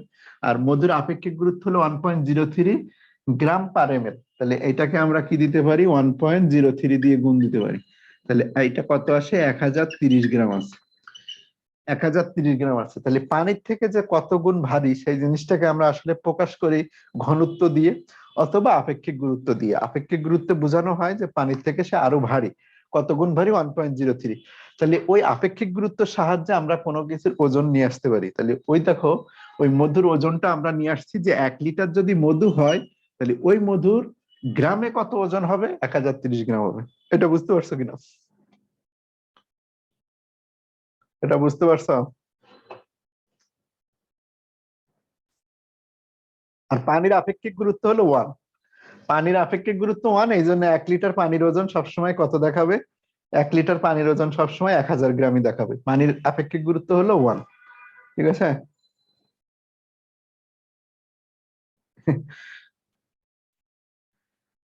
তাহলে পানির আপেক্ষিক গুরুত্ব কেমন দেখাবে? 1। পানির আপেক্ষিক গুরুত্ব যদি 1 হয়, তো দেখো পানির আপেক্ষিক গুরুত্ব 1 হলে আমরা এম ইকুয়াল টু যদি ভিরো বসাই, ভি মানে 1 লিটার পানির ওজন হলে এই আয়তন হলে 1000 ml, আর রো হলো 1। তাহলে 1000 ml 1 দিলে এটা হলে 1000 গ্রামই আসে। ঠিক আছে? তাহলে সমুদ্রের পানি আর এমনি পানি কিন্তু একরকম না। সমুদ্রের পানির ওজন যদি 1 লিটার সমুদ্রের পানি নিয়ে ওজন করো, তাহলে দেখা যাবে 1020, 30, 40 গ্রাম হয়েছে। তাহলে সমুদ্রের পানি নিয়ে ওজন যদি করি, তাহলে আমরা দেখবো যে সমুদ্রের পানিটার ওজন বেশি। ওই যে যে ওই যে জর্ডানে যে একটা নদী আসে না, কিরসি বলে, ওইটারে কিসি যেন বলে, ভুলে গেলাম। ওই ওই পানিতে নামলে মানুষ ডোবে না। ঠিক আছে? হ্যাঁ, ডেড সি। তাই ডেড সিতে মানুষ কেন ডোবে না? তো ওই ডেড সির পানির আপেক্ষিক গুরুত্ব আসলে বেশি। এই আপেক্ষিক গুরুত্ব বেশি হওয়ার কারণে ডেড সিতে মানুষ এইভাবে যদি থাকে তো নিচে ডুবে যায় না। মানে মানুষের থেকে ওই পানির ওজন কি হয়? বেশি হয়। এই কারণে মানুষটা কি হয়? ভাসে। ডেড সিতে পানির আপেক্ষিক গুরুত্ব কিন্তু অনেক বেশি হবে। ডেনসিটি বেশি মানে আপেক্ষিক গুরুত্বটাই বেশি। তা এখানে এই লবণ যদি পানিতে বেশি থাকে, তাই সমুদ্রের পানির আপেক্ষিক গুরুত্ব এই যে 1.03 দেয়া, এটা দিয়ে বুঝাই দেওয়া হচ্ছে যে 1 লিটার যে সমুদ্রের পানি তুমি নিবা, ওই 1 লিটার সমুদ্রের পানির ওজন কখনো 1000 গ্রাম না। পানির থেকে, এমনি সাধারণ পানির থেকে ওই সমুদ্রের পানির আপেক্ষিক গুরুত্ব 1.03 মানে সেটার ওজন 1.03 গুণ বেশি। তাহলে আমাদের সূত্র যেটা ছিল দ্রাব্যতার সূত্র, এখানে যদি আমরা বসাই, তাহলে এস ইকুয়াল টু 100m, বড় এম মাইনাস ছোট এম, এগুলো সব গ্রাম এককে মান বসাতে হবে। তা কোনটা কোন একক? দেখো 100, আর এমটা আমাদের এখানে দেয়া আছে কত? দ্রব্য। দ্রব্য, তা দ্রব্য এম সমান কত? 30 মিলিগ্রাম। তাহলে 30 মিলিগ্রামকে যদি আমরা গ্রামে নিতে চাই, তাহলে এটাকে কি করব? 1000 দিয়ে ভাগ দিব। তাহলে 30 ইন্টু 10⁻³ গ্রাম। তাহলে প্রথমে আমি দ্রব্যটাকে গ্রামে নিয়ে আসলাম, 30 ইন্টু 1000 এটা। আর যে দ্রবণ আছে, এই যে দ্রবণ এম 1 লিটার, তাহলে 1 লিটার দ্রবণকে উপরে লিখি একটু। প্রথমে আমরা কি করলাম? দ্রব্য এমটাকে 30 মিলিগ্রাম আছে গ্রামে নিয়ে আসলাম। তাহলে 30 ইন্টু 10⁻³ গ্রাম। আর দ্রবণটাকে আমরা এবার দ্রবণ এম, 1 লিটার সমুদ্রের পানি, তাহলে 1 লিটার সমুদ্রের পানির ওজন যেহেতু 1000 গ্রাম না কখনো, তাহলে এম ইকুয়াল টু কি করব, এটাকে ভি রো করব। কি করব, ভি রো। তাহলে 1 লিটার পানির হলো 1000 ml, আর রোটা হলো কত, 1.03। তাহলে কত আসে, 1030 গ্রাম আছে। তার মানে বোঝানো হচ্ছে যে ওই 1 লিটার পানির ওজন আসলে 1030 গ্রাম। হ্যাঁ, সমুদ্রের পানি থেকে লবণ আলাদা করলে অবশ্যই সাধারণ পানির মতো ঘনত্ব আসবে। সমুদ্রের পানি থেকে যদি লবণটা আলাদা করে দাও তাহলে এটা। ভিটা কেন ওই এককে নিচ্ছি, আসলে এই আপেক্ষিক গুরুত্বের পেছনে গ্রাম পার সেন্টিমিটার কিউব থাকে, বুঝছো, বা গ্রাম পার এমএল থাকে। এর পেছনে গ্রাম পার এমএল আছে। তো এটা যেহেতু এমএল এককে আছে, এই জন্য এটাকেও আমরা এমএল এ নিলাম। এই যে ভি সমান 1000 ml, ঠিক আছে। এটাকে কেন 1000 ml এ নেওয়ার কারণ, কারণ গ্রাম পার এমএল, এই যে এটা হলো এমএল এককে যেহেতু দেয়া, এটা এমএল এককে যেহেতু দেয়া, এই জন্য এটাকে আমরা এমএল এ করছি। আর এটা এমএল না হলে সিএম কিউ দেওয়া থাকতে হবে, gram per centimetre cube. Centimetre cube, এই তিনটে একক সবসময় একই। এমএল যে কথা, সিসি সেই কথা, আর সেন্টিমিটার কিউ একই কথা। এই তিনটা কিন্তু একই জিনিস, যেটা এমএল সেটা সিসি সেটা সেন্টিমিটার কিউ। তাহলে আপেক্ষিক গুরুত্ব যেহেতু 1000, এই 1.03 গ্রাম পার সেন্টিমিটার কিউ, এটা যেহেতু সেন্টিমিটার কিউতে আছে, এই জন্য এটাকে 1000 ml বা 1000 সেন্টিমিটার কিউতে লিখছি। তাহলে এখন মান বসায় দাও। দ্রবটা কত আছে, 30 ইন্টু 10⁻³ আর এটা কত আছে, এটা হলো 1030 মাইনাস এম এর ভ্যালু কত, 30 ইন্টু 10⁻³ এখানে একটা ব্র্যাকেট দিয়ে বিয়োগ করো। এখানে যদি ব্র্যাকেট না দিয়ে বিয়োগ চিহ্ন দাও তাহলে কিন্তু তোমার অ্যান্সার মিলবে না। 1030 ব্র্যাকেট 30 ইন্টু 10⁻³ ঠিক আছে। সিসি সেন্টিমিটার কিউব আর এমএল, সিসি মানে কিউবিক সেন্টিমিটার, আর ওইটাকে আবার সেন্টিমিটার কিউব একই লেখা। এবার অ্যান্সার বের করো এটার। 1030, এই জায়গাটা অবশ্যই ব্র্যাকেট দিও, না হলে কিন্তু তোমার ক্যালকুলেশন ভুল আসবে, মানে ক্যালকুলেটর ভুল অ্যান্সার বের দিবে। 1030 মাইনাস 30 ইন্টু 10⁻³ 2.913 10⁻³ তাহলে অ্যান্সার আসছে কত, এটার অ্যান্সার আসছে 2.91 ইন্টু 10⁻³ গ্রাম পার 100 গ্রাম। ওকে, এই ম্যাথে কারো সমস্যা নেই তো? যদি আপেক্ষিক গুরুত্ব থাকে ওইটাকে তুমি ভিরো করে গ্রামে কনভার্ট করে নিবা। এই যে গ্রামে কনভার্ট করে নেওয়াটা এখানে ছিল না, 1 লিটার ছিল, ওই 1 লিটারটাকে আমরা গ্রামে কনভার্ট করে নিয়ে আসছি।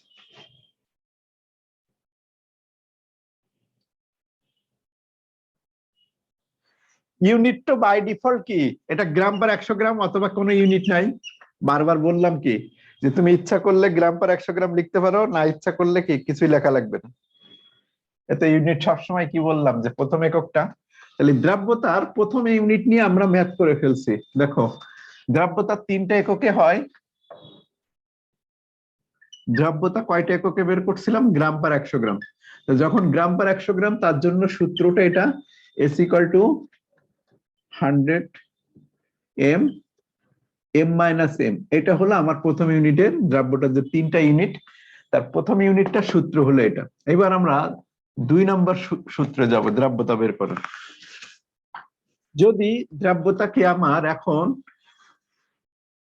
মোল পার লিটার এককে বের করতে হয়, তাহলে সেক্ষেত্রে আমাদের সূত্র একটা ইউনিভার্সাল সূত্র, যেটা দ্রাব্যতাকে যদি আমাদের মোল পার লিটার এককে বের করতে হয়, তাহলে সেক্ষেত্রে আমার সূত্র S equal to W into 1000 M into V ML. যদি দ্রাব্যতাকে আমার কিসে বের করতে হয়, মোল পার লিটারে করে। মোমো কোথা থেকে আসছো তুমি? তুমি রেকর্ড দেখে নিবে, এখন এসে কি আবার বোঝানো যায়? সব মুছে দিছে, আবার লিখতে হবে না। মোল পার লিটার, তাহলে mole per litre S one W into 1000 M into V ML. এখানে ডব্লিউটা কি জানি আমরা, দ্রবের ভর।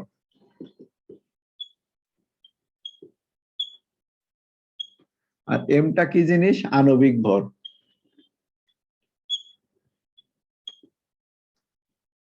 এমটা হলো আণবিক ভর। আর ভিএমএল টা হলো কি? মিলিলিটারে আয়তন। এমএল এ আয়তন।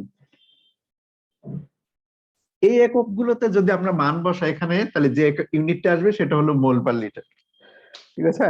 এটা যদি সবগুলো আমরা মান বসাই তো যেটা আসবে সেটা হলো মোল পার লিটার।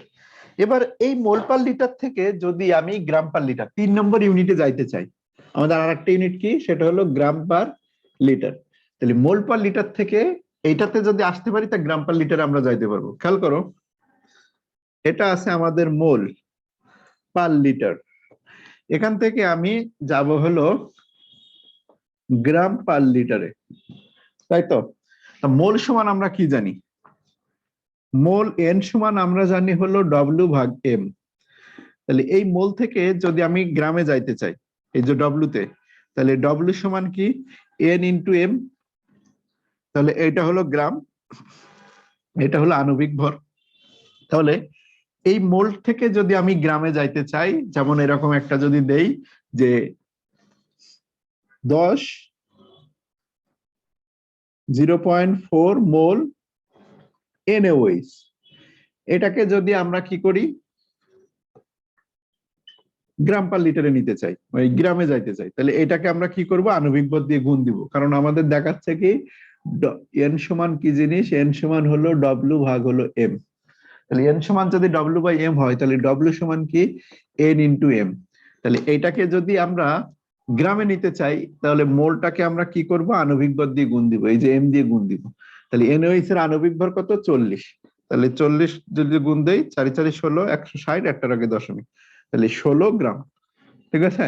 তাহলে মোল থেকে যদি আমরা দেখি গ্রামে যাইতে চাই, তাহলে সেখানে কি করতে হয়? আণবিক ভর দিয়ে, যে আণবিক ভর দিয়ে গুণ দিতে হয়। তাহলে এখানে কেসটা দেখো এরকম, এর পেছনে একটা পার লিটার আছে, এর পেছনে একটা পার লিটার লেখা আছে। ঠিক আছে? আবার দেখাই, মোল পার লিটার, এটা এটা হলো কি? গ্রাম পার লিটার। তাহলে এটার পেছনে একটা কি আছে? পার লিটার আছে। এটার পেছনে একটা কি লেখা লেখা আছে? পার লিটার লেখা আছে। তাহলে মোল থেকে শুধু গ্রামে গেলে আমাদের কাজ শেষ। এর পেছনে যেমন একটা কদু আছে, এর পেছনে একটা কদু আছে, কদু কদু আমি কোনো চেঞ্জ করব না। আমার চেঞ্জ করার প্রয়োজন হলো মোলটাকে গ্রামে নিয়ে যাও। তাহলে মোলটাকে গ্রামে নিতে গেলে আমরা দেখলাম আণবিক ভর দিয়ে গুণ দিলে হয়ে যায়। তাহলে মোল থেকে যদি গ্রামে যাইতে চাই, এখানে আণবিক ভর দিয়ে গুণ দিব। আলটিমেটলি মোল পার লিটার থেকে গ্রাম পার লিটারে যাইতে গেলে আণবিক ভর দিয়ে গুণ দিলে হয়ে যাবে। আর গ্রাম পার লিটার থেকে যদি আমি মোল পার লিটার আসতে চাই, তাহলে কদু কদুতে মিল আছে, আমার গ্রামটাকে মোল বানাই দিতে হবে। তাহলে সেখানে আমি কি করব? আণবিক ভর দিয়ে ভাগ দিব। তাহলে 2 নম্বর ইউনিট আর 3 নম্বর ইউনিট দিয়ে ম্যাথ করার সময় আসলে একটাই সূত্র, সেটা হলো এইটাই। ওইটা থেকে যদি গ্রাম পার লিটারে আমি আসতে চাই, তা সিম্পলি আমি কি করব? এটাকে কনভার্ট করে নিয়ে আসবো। ঠিক আছে? কিসে কনভার্টটা? কি মোল পার লিটার থেকে গ্রাম পার লিটার এককে কনভার্ট। কনভার্টটা কিভাবে করব? এটা থেকে যদি ওইটাতে যাইতে চাই তা আণবিক ভর দিয়ে গুণ, এটা থেকে এটা আসতে চাই আণবিক ভর দিয়ে ভাগ। এটা বুঝতে পারছো কিনা? তাহলে 2 আর 3 নম্বর ইউনিট নিয়ে আমাদের একটাই সূত্র, সেটা হলো এটা, S = W × 1000 M × VML। যদি আমরা মোল পার লিটার আসতে পারি তার সাথে সাথে গ্রাম পার লিটারে যাওয়াটা কোনো ব্যাপারই না। আণবিক ভর দিয়ে গুণ দিলে গ্রাম পার লিটারে যাবে, আণবিক ভর দিয়ে ভাগ দিলে আবার ওখানে আসা যাবে। ঠিক আছে?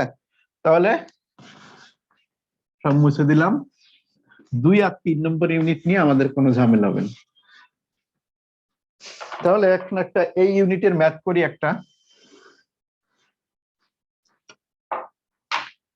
দেখো, এই ইউনিটের ম্যাথ আমি করি।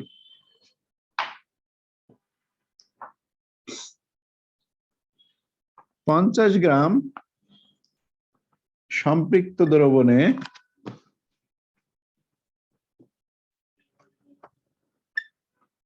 50 গ্রাম সম্পৃক্ত দ্রবণে 5 গ্রাম CaCl2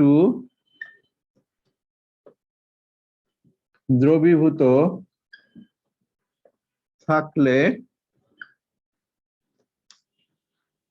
CaCl2 এর দ্রাব্যতা লিটার প্রতি কত?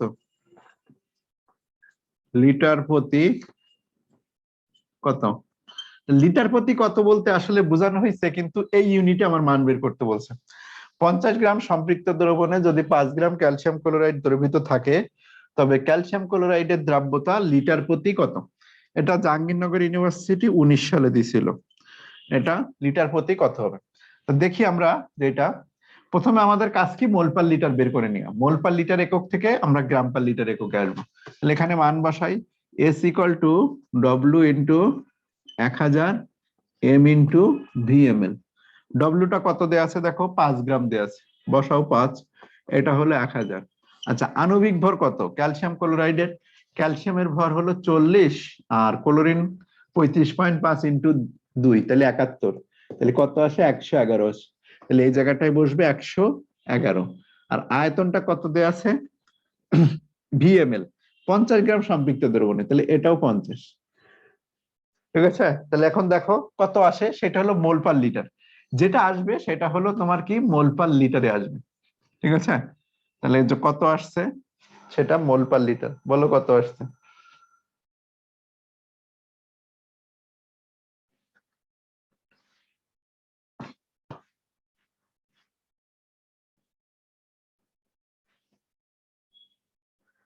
জিরো পয়েন্ট নাইন জিরো, তাহলে যেটা আসছে 0.90 মোল পার লিটার। আমার বের করতে বলছে গ্রাম পার লিটারে, তাহলে এবার আবার আমি কি করব, এটাকে আণবিক ভর দিয়ে গুণ দিব। তাহলে 0.90 ইন্টু কত, 111, তাহলে যেটা আসবে সেটা হলো আমার গ্রাম পার লিটার।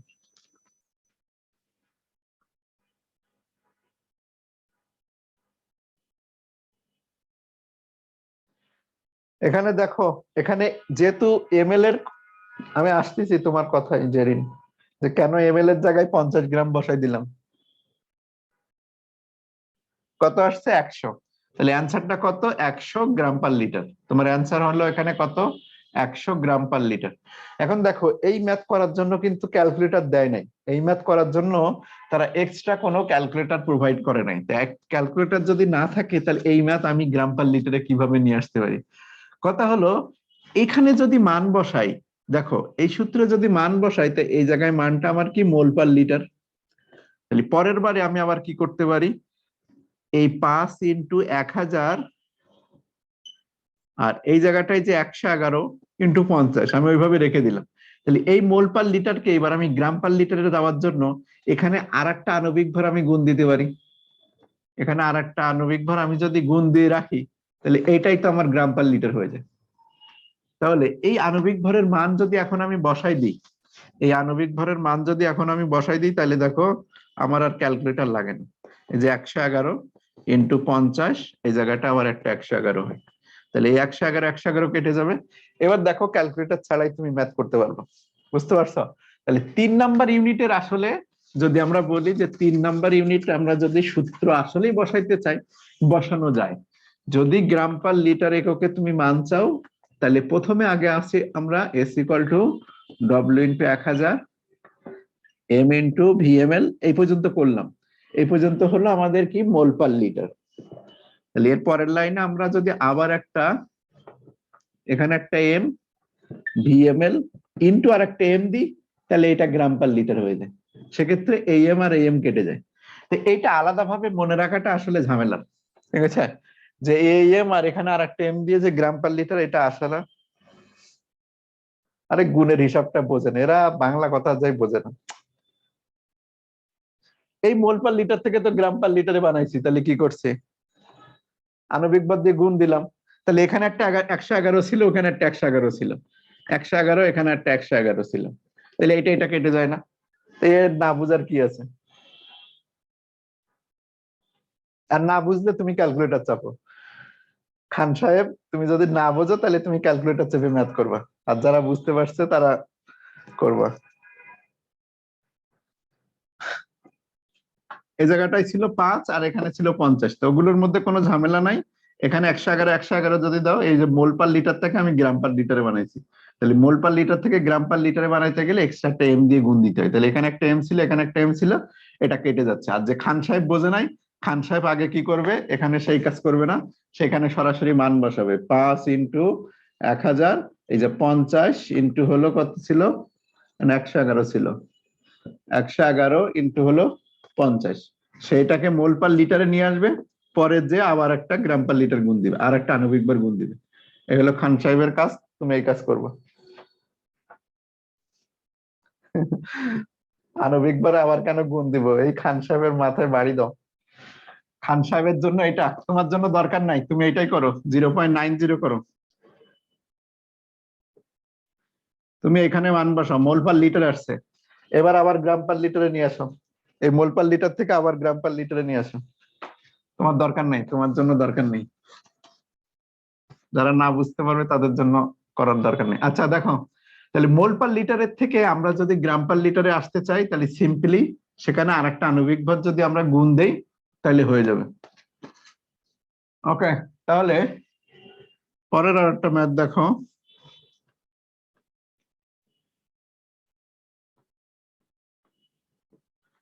দুশো 250 ml সম্পৃক্ত দ্রবণে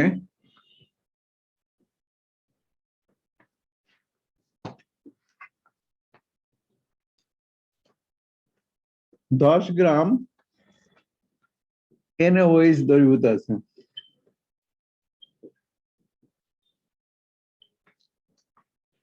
NaOH এর দ্রাব্যতা গ্রাম পার লিটার এককে কত?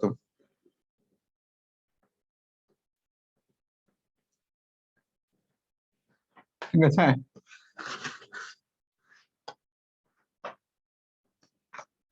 এবার খেয়াল করো, এটা যদি আমরা বসাই S = W × 1000 M × VML, তাহলে এখানে W এর মান বসাও 200, কত আছে 10, এটা হলো 1000, আর আণবিক ভর কত?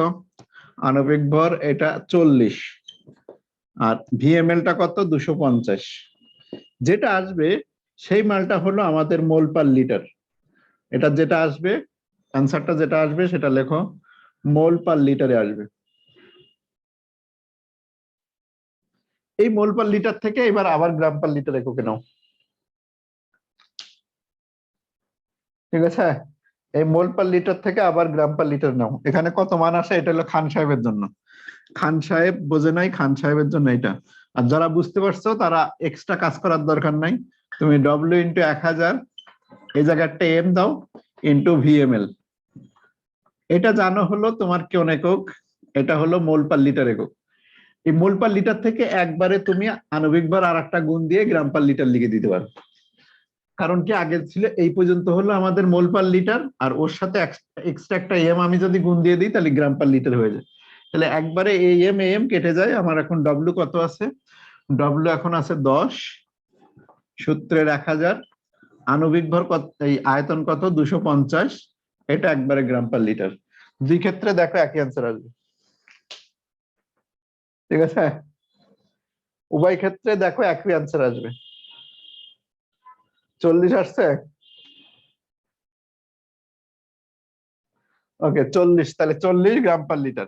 এখানে যেটা আসছে মোল পার লিটার, তার সাথে এক্সট্রা কিন্তু আবার একটা গুণ দিতে হবে, আর এই গুণ দেওয়া লাগবে না, এটা একবারে 40 গ্রাম পার লিটার আসবে। আর এখানে যেটা আসছে সেটা মোল পার লিটার আসবে, এটা কিন্তু মোল পার লিটার আসবে, তার সাথে আর একটা আণবিক ভর গুণ দিবা, আর একটা 40 গুণ দিবা, যদি গুণ দাও তাহলে এটা গ্রাম পার লিটার হবে। ক্লিয়ার কিনা এই জিনিস বুঝতে পারছো? যদি বুঝতে পারো তাহলে বাদ দিয়ে দিই, এই টাইপ শেষ।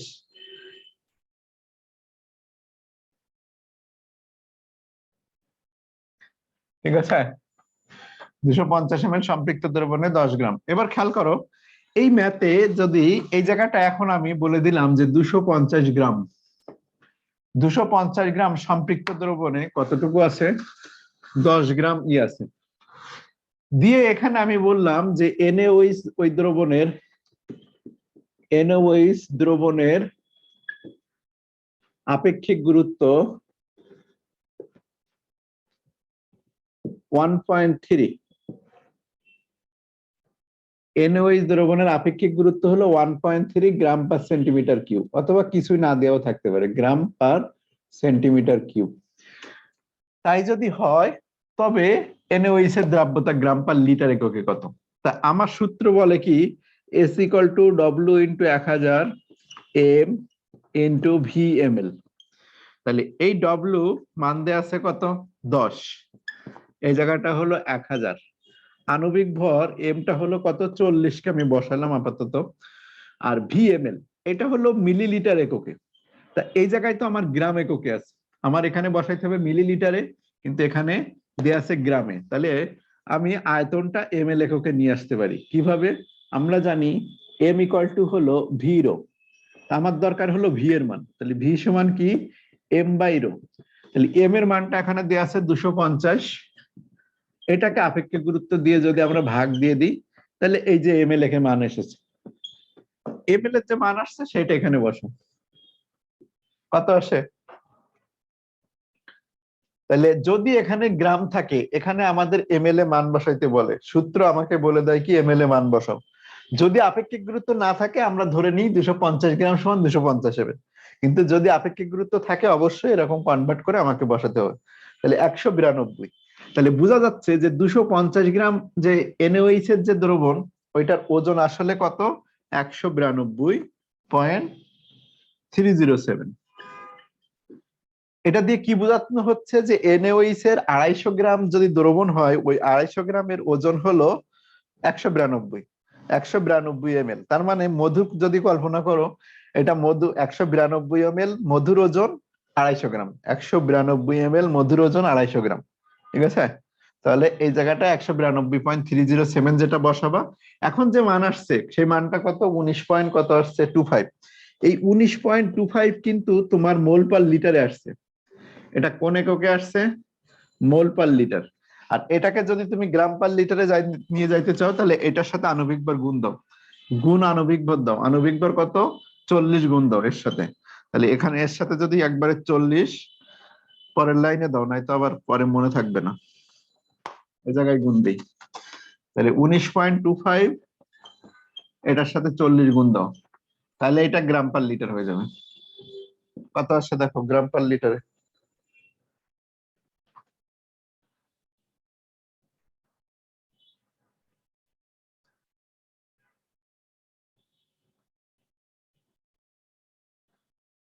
কত আসছে? 770,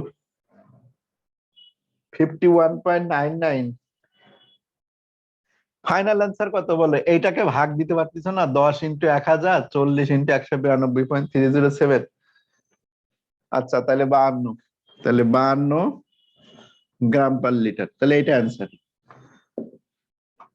তাহলে যদি আপেক্ষিক গুরুত্ব থাকে এখানে, তাহলে এই VmL টাকে তুমি কিসে কনভার্ট করে নিয়ে আসবা? গ্রামে কনভার্ট, এই গ্রামটাকে VmL এ কনভার্ট করে নিয়ে আসবা। আর যদি এটা আপেক্ষিক গুরুত্ব না থাকতো এই জায়গাটায়, তাহলে সরাসরি এই জায়গাটায় তুমি 250 বসাই দিতে পারতাম। কারণ তখন আমরা কি জানি, যেহেতু দেয়া নাই, তার মানে 250 গ্রামের ওজনই 250 ml, 250 গ্রামের আয়তনই 250 ml, এটা বসাই দিব। কিন্তু আপেক্ষিক গুরুত্ব থাকলে, আপেক্ষিক গুরুত্ব থাকলে অবশ্যই এই জায়গাটা ml বসাতে হবে। আবার হিসাব করো 52 হবে নাকি 770 হবে। এই সিম্পল নিয়ম যদি তুমি ক্যালকুলেটরে না বসাইতে পারো তো আমি কি বলবো? সিম্পল এইটুকু যদি ক্যালকুলেটরে না বসাইতে পারো।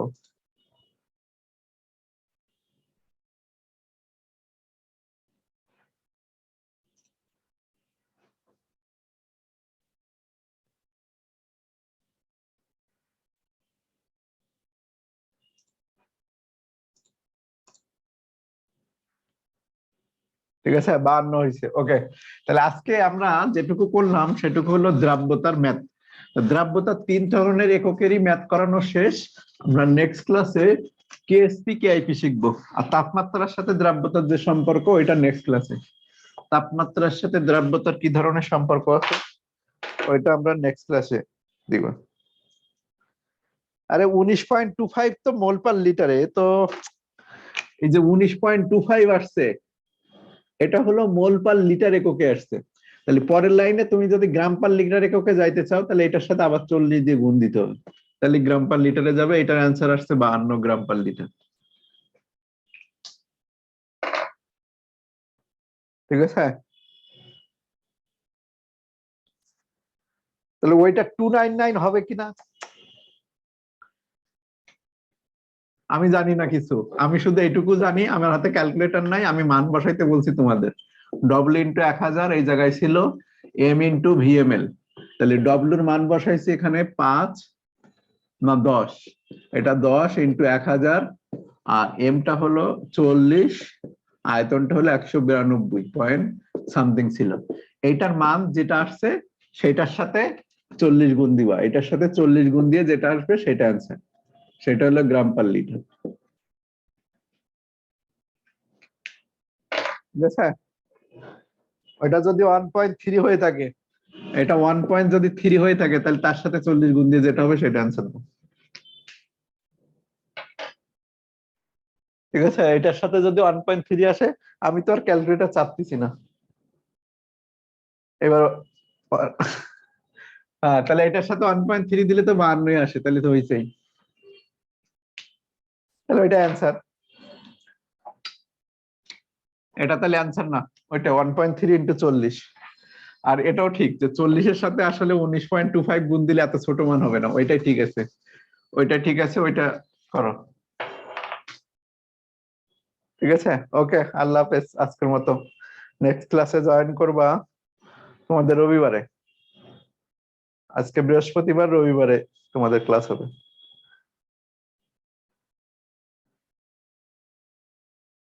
আর কয়টা ক্লাস? আর 3টা 4টা ক্লাস লাগবে, 3 থেকে 4টা। ওকে, আল্লাহ হাফেজ।